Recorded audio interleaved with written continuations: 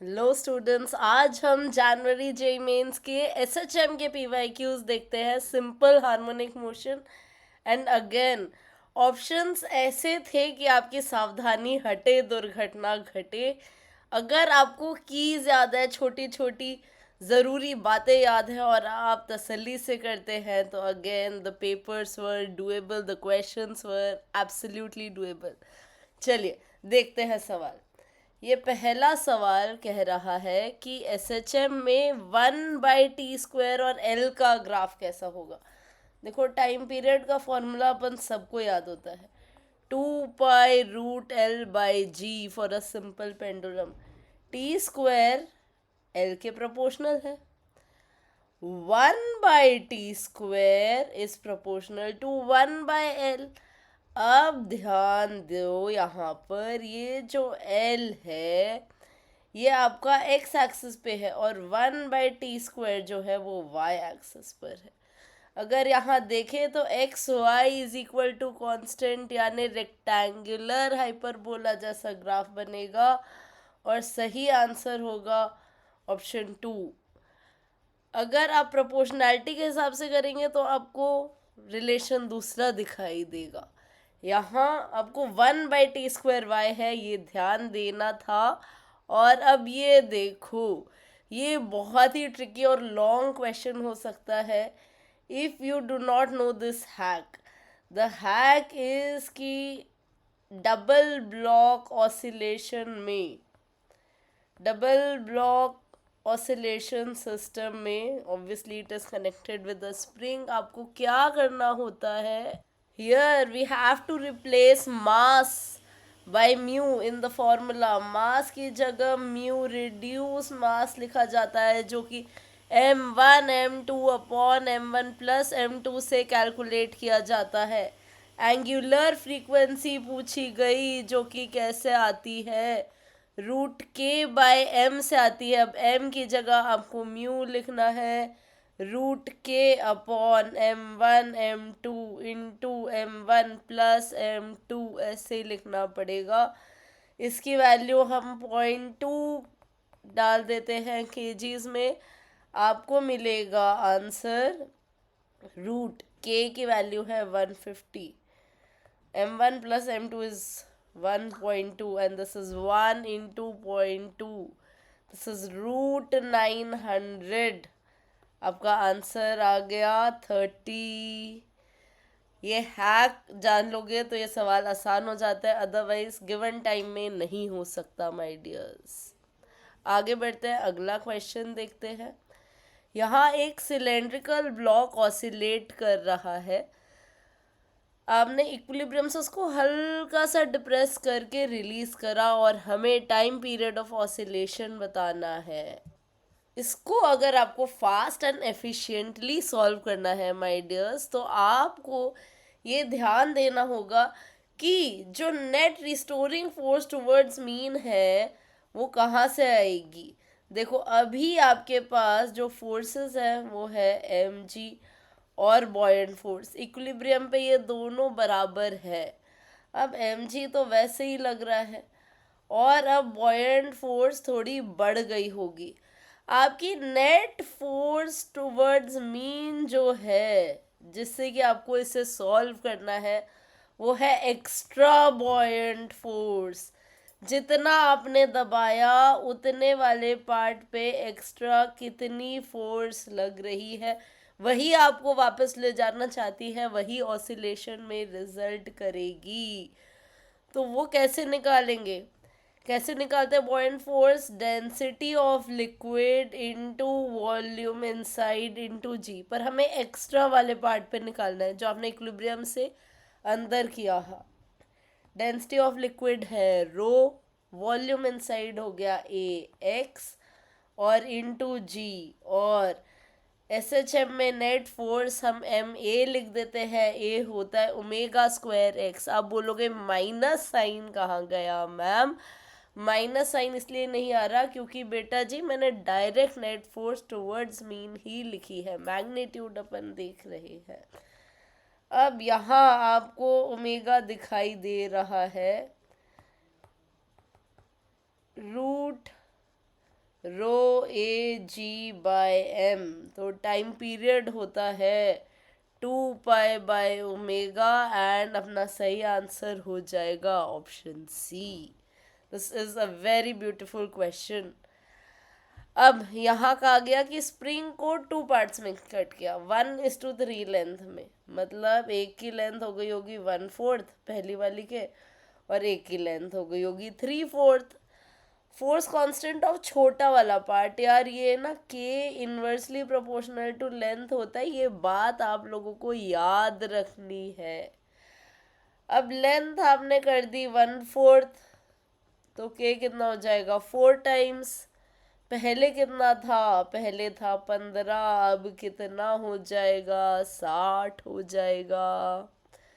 चलिए अब यहाँ कहा गया simple pendulum of string length 30 centimetres 20 oscillation कर रहा था 10 सेकेंड में, यानी कि इसका टाइम पीरियड रहा होगा 0.5 second.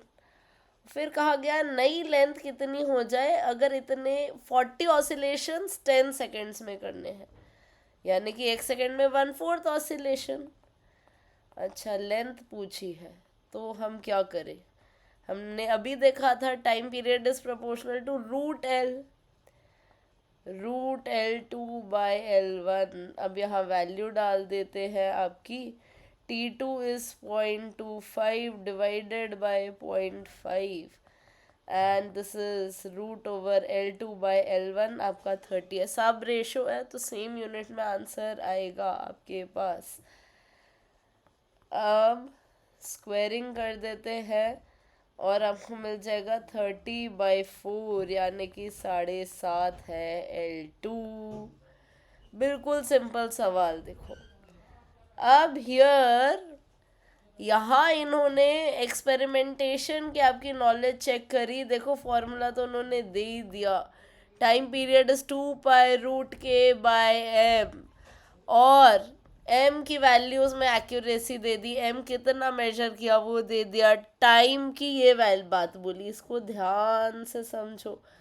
50 oscillations in 60 second using a stop watch of 2 second resolution. अब बेटा के में आपको एरर फाइंड करनी है। पहले तो के का एक्सप्रेशन लेके आओ, जो दिया है उसको स्क्वायर करते हैं। T square is equal to 4π²K/m, यानी कि MT² / 4π² है मेरा के। अब मुझे एरर निकालनी है तो एरर का रूल अपन को पता है, ΔK/K is equal to ΔM/m, plus exponent multiply हो जाता है ना फ्रैक्शनल एरर में, 2ΔT/T। अब आपको सब तरफ 100 से मल्टीप्लाई कर देना है, क्योंकि आपको परसेंटेज में वैल्यू बोलनी है। ΔM एक्यूरेसी देखो कितनी बताई है, 10 मिलीग्राम की। मेजर किससे किया, 10 ग्राम। ये याद रखना, ΔMM ΔTT सेम यूनिट में हो, सेम इंस्ट्रूमेंट के लिए हो।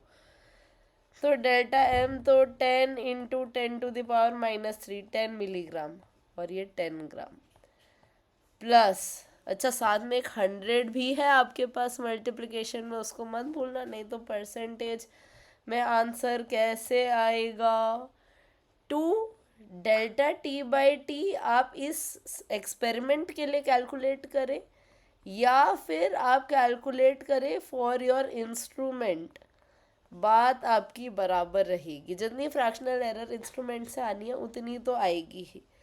तो आपने टाइम मेजर किया 60 सेकेंड का, और उसमें स्टॉप वॉच था, मतलब जो लीस्ट काउंट आप मेजर कर सकते थे वो था 2 सेकेंड का, और फिर इनटू 100। चलिए अब वैल्यू कैलकुलेट करी जाए। यहाँ तो आपके पास आ गया 0.1, यहाँ आपके पास आ गया 6.66, यानी कि ये आ गया 6.76%। एक्सपेरिमेंट्स एंड एरर्स का ये स्टैंडर्ड तरीका है, ये अपन को आना चाहिए। किसी भी एक्सपेरिमेंट में पूछ सकते हैं, यही करना होता है। जो भी छोटा सा एरर है जो आपको दिया हुआ है लीस्ट काउंट, उसके हिसाब से लिखना होता है। सो हमारा सही आंसर हो गया ऑप्शन 4। चलो जी, अब कहा गया कि एक पार्टिकल SHM कर रहा है, और कैसे कर रहा है, x is equal to a sine omega T के हिसाब से। वैसे तो ये आपको याद है, t 0 पे पार्टिकल, x 0 पे है, और डिफ्रेंशिएट करके वेलोसिटी निकालो तो वेलोसिटी भी पॉजिटिव डायरेक्शन में है, यानी कि पार्टिकल मीन से पॉजिटिव एक्सट्रीम की तरफ जा रहा है t0 पर। ठीक है, अब कहा गया maximum value of potential energy is found at किस टाइम पे, वो हमें बताना है। तो एक्सट्रीम पे होती है पोटेंशियल एनर्जी मैक्सिमम। यहाँ से यहाँ जाने में समय लगेगा t/4, इन्होंने कहा है t/2 बीटा, तो बीटा कितना आ जाएगा, 2 आ जाएगा। बड़ा ही इजी क्वेश्चन था ये। अब भाई ये सवाल बिल्कुल बहुत बच्चों ने गलत किया, और ये दिखा रहा है कि सावधानी जब जब हटेगी दुर्घटना घटेगी। मैं आपको बताती हूँ कैसे। Kinetic energy is oscillating, SHM में kinetic energy is oscillating with this frequency, और फ्रीक्वेंसी इन्होंने पूछी ऑसिलेटर की, SHM की फ्रीक्वेंसी पूछी है। अब तुम तो जल्दबाजी में दुनिया हिलाने के हिसाब से पेपर करते हो, और तुम बोलोगे ये क्या सिंपल सी बात है ना। हमें तो पता है कि 2πf ओमेगा होता है और फ्रीक्वेंसी ω/2π होती है। सॉल्व करोगे और आंसर गलत आ जाएगा अगर तुम ये ध्यान नहीं दोगे कि 176 जो है वो ओमेगा है काइनेटिक एनर्जी का, जो कि SHM के ओमेगा का डबल होता है। This is twice the omega of SHM। तो ओमेगा ऑफ SHM कितना आएगा, 176 का आधा आएगा। इसके बाद 2πf लिखना है दोस्तों, फिर आंसर आएगा, नहीं तो तुम्हारा आंसर डबल आ जाएगा, और वो ऑप्शन में है।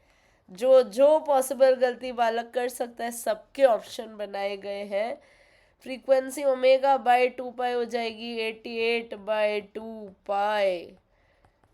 ये रहा 7 2 14 आंसर आ जाएगा आपका।